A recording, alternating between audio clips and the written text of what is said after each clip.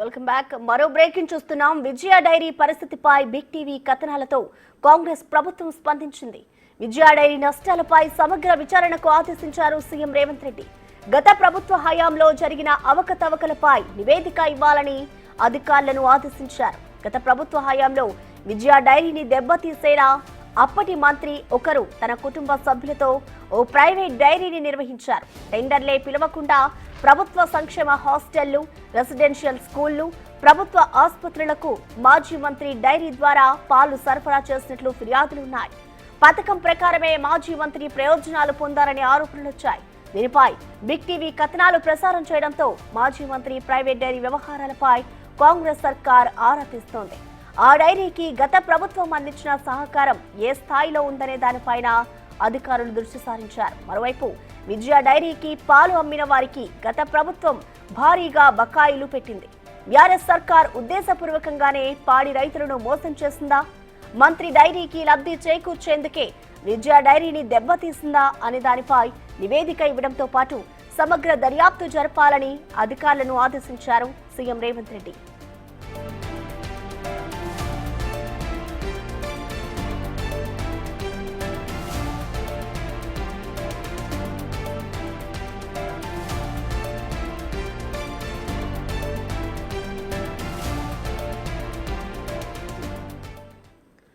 రెటిక ఇదే అంశంపై మనతో మాట్లాడడానికి డైరీ ఎక్స్పర్ట్ కృష్ణారెడ్డి గారు లైన్ లో అందుబాటులో ఉన్నారు. నమస్తే అండి కృష్ణారెడ్డి గారు.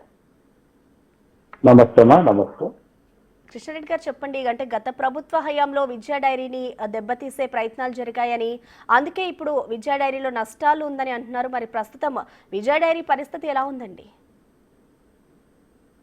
ఇప్పుడు విజయ డైరీ పరిస్థితి ఏంటంటే యాక్చువల్లీ రైతులకు చాలా బకాయిలు ఉన్నాయి.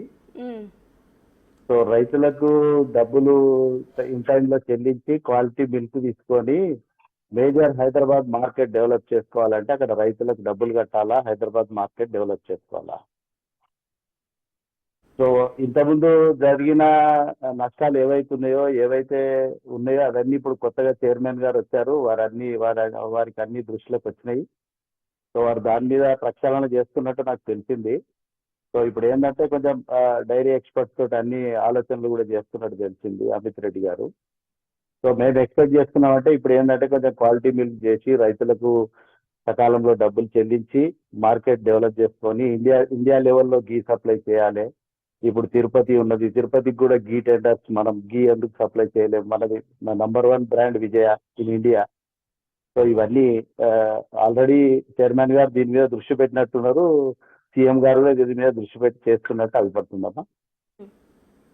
అంటే కృష్ణారెడ్డి గారు, ఇక్కడ అంటే ఒక మాజీ మంత్రి స్వయంగా తన కుటుంబ సభ్యులతో ప్రైవేట్ డైరీ నడిపించారని, దానివల్లే ప్రజెంట్ విజయ డైరీ నష్టాల్లో ఉంది అని కూడా చర్చ జరుగుతుంది కదా. మరి దీనిపై మీరేమంటారండి?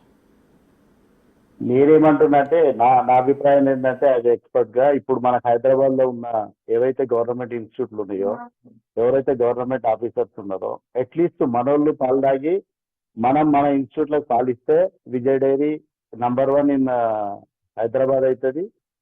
ఇప్పుడు #3 స్టేట్ కావాలంటే మనం ఫస్ట్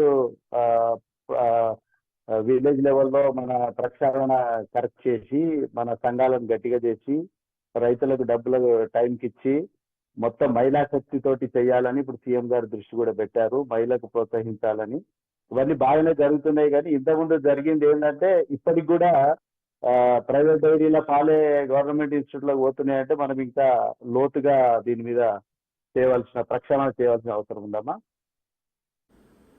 అంటే ఇప్పుడు విజయ డైరీకి ఎవరైతే రైతులు పాలు పోసారో వారికి గత ప్రభుత్వం చాలా మందికి డబ్బులు ఇవ్వకుండా బకాయి పెట్టింది అని అంటున్నారు. అంటే పాడి రైతులను ఉద్దేశపూర్వకంగానే దెబ్బతీశారని అనుకోవచ్చా? అంటే నా అభిప్రాయం ఏంటంటే నేను చూసిన దానిలో అప్పుడు ఏమవుతుంది అంటే రైతు దగ్గర పాలు తీసుకుంటే రైతుకు పైసలు ఇచ్చేస్తే ఆ ప్రభుత్వంలో ఉన్న ముఖ్యులకు ఏమొస్తుందని చెప్పేసి వాళ్ళు బయట నుంచి ట్యాంకర్లు తెచ్చి పాలు తీసుకొని ఆ కమిషన్ల మీద చేసిందని ఒక నింద ఉన్నది. ఇంకోటి ఏంటంటే రైతులకు ₹4 ఎక్స్ట్రా ఇస్తామని బోనస్ అన్నారు. అది ఇప్పటిదాకా ఇవ్వలేదు. సో మనం ఆ ₹4 ఇద్దామా, క్వాలిటీ మిల్క్ కలెక్ట్ చేద్దామా, వాళ్ళకి డబ్బులు క్లియర్ చేద్దామా అనేది ప్రభుత్వం దృష్టి సారించి తర్వాత మార్కెట్ మొత్తం ఇండియా లెవెల్లో చేయడానికి నాకు తెలిసి ఇప్పుడు ఉన్న అమిత్ రెడ్డి సీఎం గారు ఇద్దరు దీని మీద చర్చ చేస్తున్నట్టు తెలిసిందమ్మా. ఉమ్. అంటే ఇప్పుడు టెండర్లు లేకుండానే మాజీ మంత్రి డైరీ ద్వారా పాల సరఫరా జరిగిందని అంటున్నారు. అంటే గతంలో, అంటే గత ప్రభుత్వ సహకారం వల్లే ఇది జరిగిందని భావించవచ్చండి. నా అభిప్రాయం అంతే అమ్మా. ఇప్పుడు దాని మీద అంతే ఎంక్వైరీ నడుస్తున్నట్టు నాకు తెలిసింది. సీఎం గారు చాలా గట్టిగా దృష్టి పెట్టినట్టు తెలుస్తుంది. ఎందుకంటే రైతే కదా, రైతు బిడ్డనే కదా ఆయన కూడా. సీఎం గారు రైతు బిడ్డ కాబట్టి ఇప్పుడు మనకు వచ్చిన అమిత్ రెడ్డి కూడా రైతు బిడ్డనే. సో వాళ్ళకు కూడా డైరీ మీద అపార అనుభవం ఉన్నది. సో ఎక్స్పర్ట్స్ తీసుకొని బాగా ప్రక్షాళన చేస్తున్నట్టుగా అనిపించింది. నేను కూడా అందరు రైతులను పిలిచి మీకు అందరికి డబ్బులు వస్తాయని చెప్పినట్టు. నా ఉద్దేశం ఏంటంటే Vijay dairy number 3 in India కావాలా. ఇప్పుడు నంబర్ 2 కేఎంఎఫ్ ఉంది, నంబర్ 1 అమూల్ ఉంది. సో ఇప్పుడు మనం విజయ కంపల్సరీ మనం నంబర్ 1 కావాలంటే ఈ ప్రభుత్వంలో 4 సంవత్సరాలు గట్టిగా పనిచేస్తే నంబర్ 1 అవుతుందమ్మా. రైతులను చూసుకుంటే పాలు వస్తాయి, వాళ్ళకి డబ్బులు ఇస్తే సరిపోతుంది. మార్కెట్ లో కూడా ఇప్పటికి కూడా 40% మార్కెట్ హైదరాబాద్ లో విజయ కావాలని అడుగుతుంది. మనకు అవైలబిలిటీ లేదు. దాని గురించే ప్రయత్నం చేస్తున్నట్టు తెలుస్తుందమ్మా. ఓకే కృష్ణారెడ్డి గారు, అంటే ఇప్పుడు ప్రెసెంట్ అయితే సీఎం రేవంత్ రెడ్డి గారు దీనికి సంబంధించి విచారణ జరిపించాలంటూ కూడా స్వయంగా ఆయనే ఒక చెప్పుకొచ్చారు. మరి దీనికి సంబంధించి మీరు ఏం చెప్తారండి? అంటే న్యాయం జరుగుతుంది అనుకోవచ్చా? దీనికి ఏంటంటే అమ్మా, ఇప్పుడు మాలాంటి వాళ్ళు అంటే నేనే కాదు, నాలాంటి వాళ్ళు ఒక 5-6 తీసుకొని ఒక కమిటీ వేసి ఇంతకుముందు జరిగింది ఏంది, దాన్ని ఎట్లా కట్టడి చేయాలా, ఇక ముందు జరగకుండా ఎట్లా చూడాలనేది చేస్తే బాగుంటుందమ్మా. థ్యాంక్ యూ కృష్ణారెడ్డి గారు.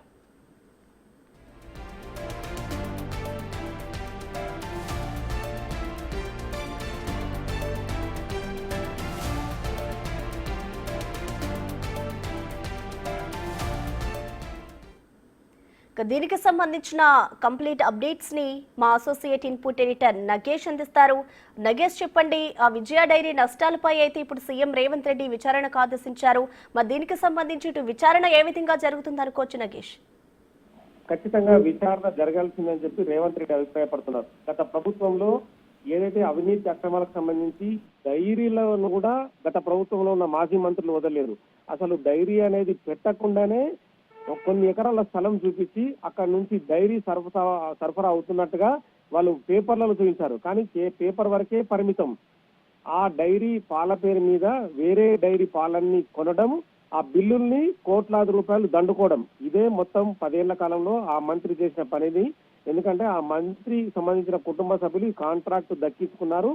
ఈ అంశాలపైనే ప్రస్తుతం దర్యాప్తు చేయమన్నారు. అసలు టెండర్లు లేకుండానే ఈ డైరీకి సంబంధించిన పాల సరఫరా అనేది వాళ్ళు చేశారు. అందులో ప్రభుత్వానికి సంబంధించిన విజయ డైరీనే వాళ్ళు వాడుకున్నారు. అంటే విజయ డైరీని పూర్తిగా తొక్కిపెట్టే కార్యక్రమే గత ప్రభుత్వంలో జరిగిందని చెప్పి రేవంత్ రెడ్డి ప్రైమరీ రిపోర్ట్ లో గమనించారు.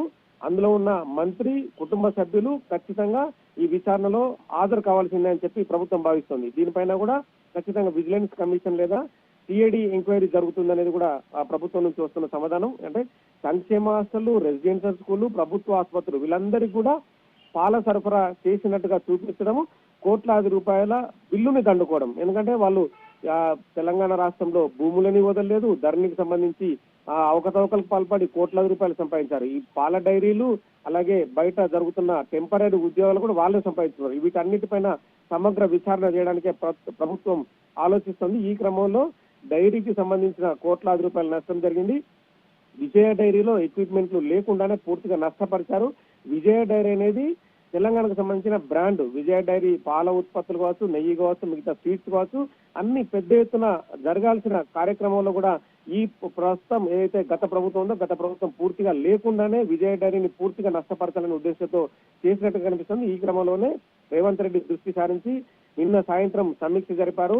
ప్రైమరీ రిపోర్ట్ వచ్చిన తర్వాత వాళ్ళందరిపైన విచారణ చేయమన్నారు. తదుపరి విజిలెన్స్ ఎంక్వైరీ చేస్తారా లేదంటే సిఐడి ఎంక్వైరీ చేస్తారనేది కూడా వాళ్ళ నుంచి ఎవరైతే అధికారులు గ్రౌండ్ లెవెల్లో రిపోర్ట్ వచ్చిన తర్వాత ఆదేశించే అవకాశం ఉంది. Thank you Nagesh.